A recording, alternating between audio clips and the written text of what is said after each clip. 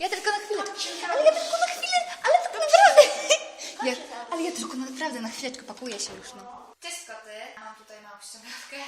Mamy 23 grudnia i do gwiazdki został jeden dzień. Z tej okazji chciałam Wam złożyć. Budujemy tajemniczy nastrój. Życzenia. Co się stało? Zamawiamy we 4. No to dużo. Na to wychodzi. Nic, chodź pomachasz.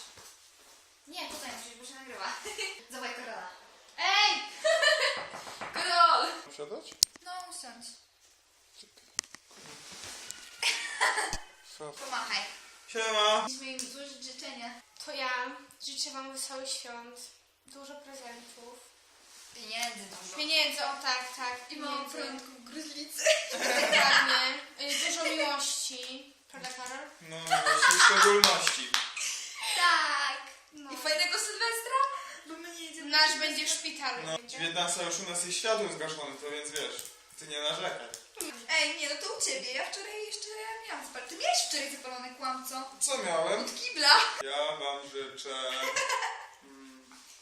No, No streszczaj się. No streszczaj, bo mama. pieniędzy na pewno. Dużo ciepła, śniegu, udanego Sylwestra i fajnych prezentów pod choinkę. No. Tak. Teraz ja. To ja wam życzę fajnego samochodu. Ciągiem mato! Nie! Dużo pieniędzy i fajnego samochodu i... Co to miało być? Chciałam wam życzyć spełnienia marzeń. Nieważne, czy marzycie o nowym samochodzie, tosterze czy żelazku, o czajniku, pieniądzach czy śniegu, czy o miłości, przyjacielu czy spokoju. Tego życzę wam z całego serca. Możecie zawsze też marzyć o tym, żeby tutaj nie trafić do psychiatryka, tak jak ja. Powinnam wam życzyć tego, żebyście zdali z fizyki. Ale wy jesteście zdolni, wszyscy zdacie. Oprócz Pauliny. Paulina nie zda. Życzę wam wszystkiego najlepszego. Wesołych świąt. Tak.